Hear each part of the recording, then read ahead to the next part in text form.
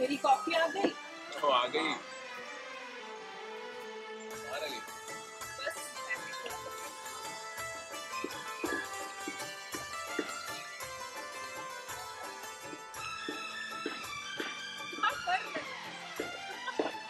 देखा है पहली बार साजन की आंखों में प्यार, और अब की बार आएगी मोदी सरकार। मोदी जी जैसे इंसान के लिए मतलब इतनी नेगेटिव इमेजिंग एक्सपेक्टेड नहीं है तुम लोगों से। This is sad. Don't be sad यार, हम लोग तो बस ऐसे ही मजाक कर रहे थे। अब तुझे हमारी हंसी से भी कोई प्रॉब्लम है क्या? नहीं, मुझे कहाँ, लेकिन वही है ना कि मोदी जी के बारे में कभी कोई कुछ कहता है ना, अच्छा नहीं लगता। उससे काबिल कोई सीएम हो तो तू मुझे बता दे। अच्छा, तो इस बार बीजेपी को वोट देने वाले हो? पक्का? मैं तो दूंगा, किससे पूछिए किसी से। एक सेकंड, मैं यहाँ से उतनी दूर अपने घर वोट देने नहीं जाने वाली, और वैसे भी मेरी एक वोट से कितना ही फर्क पड़ जाएगा। लेकिन हाँ, देती तो आपको देती। अरे मुझे मत दो, मैं तो खड़ा भी नहीं हो रहा है। इतना ही गंदा जोक था यार।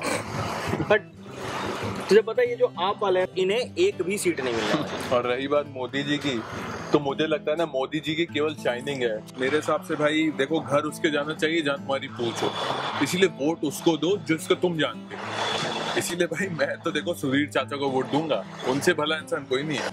क्या तुम लोग भी कॉफी के टाइम पे पॉलिटिक्स की बातें लेके बैठ गए? एग्जाम आ रहे हैं, वही हमारा फ्यूचर डिसाइड करते हैं। ठीक है, एग्जाम्स आ रहे हैं, इम्पोर्टेंट हैं, फ्यूचर डिसाइड करेंगे। अरे लेकिन रुचि इलेक्शंस हैं, एमपी चुन कर आएंगे, वो भी फ्यूचर डिसाइड करेंगे देश का, हमारा। बट प्रशांत, तू एक बात बता, आज का सिनेरियो अगर तू देख तो न्यूज चैनल्स पर तरह तरह के fake post, fake surveys, fake opinion polls, तरह तरह के फेक स्कैम्स, और मतलब एक पार्टी दूसरी पार्टी पे बस कीचड़ उछालने में लगी रहती है। तो ये नहीं समझ में आता है कि अंधों में भी काना राजा कौन है।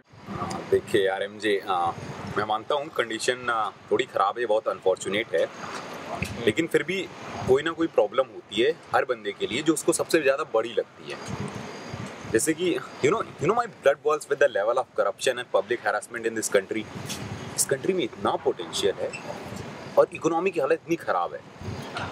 So I am going to vote for a party which has the calibre to fight the corruption and boost the economy. Simply इसी तरह से हर एक के पास कोई मुद्दा होगा जिसको लगता होगा उस पर काम होना चाहिए।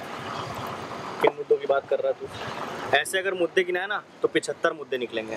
अब ये बता, इस कौन से मुद्दे के बेसिस पे मैं अपनी सरकार चुनूं?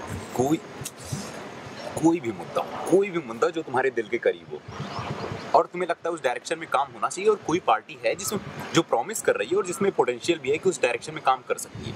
जैसे रुचि, तुम बताओ कौन सी प्रॉब्लम तुम्हें सबसे ज्यादा परेशान करती है? मुझे तो लगता है हमें सबसे पहले गर्ल्स की सेफ्टी इंश्योर करनी चाहिए, और इसीलिए मैं ये चीज इंश्योर करूंगी कि कम से कम मैं अपनी लाइफ में कभी किसी क्रिमिनल को तो वोट ना ही दूं। यार देख, बात ये कि बिना इंफ्रास्ट्रक्चर के डेवलपमेंट हो नहीं सकता है।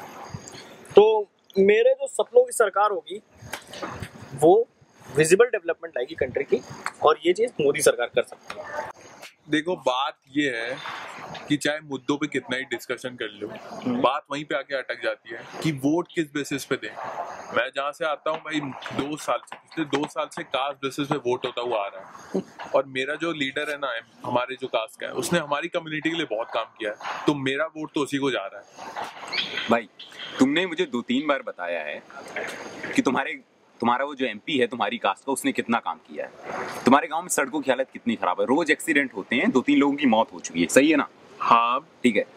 स्कूल की हालत कितनी जर्जर है, 2-3 बार छत गिर चुकी है जिस वजह से बच्चों ने वहां आना छोड़ दिया है। ये जो हादसे होते हैं, जिन लोगों की मौत होती है या फिर जिन बच्चों के ऊपर छत गिरती है, तो क्या ये देखकर होती है कि वो किस कास्ट के हैं? अब यार 10 साल होने के बाद तुम लोग ये सब देखने के बाद कास्ट की बेसिस पे वोट करने जा रहे हो।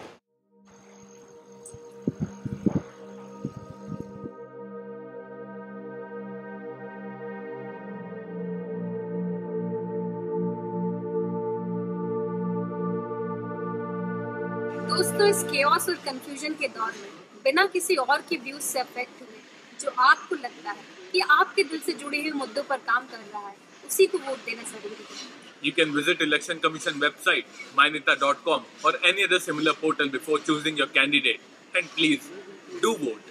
इंडियन इलेक्शंस में लोग एक वोट से भी हारे हैं, इसीलिए आप अपने वोट का महत्व समझें।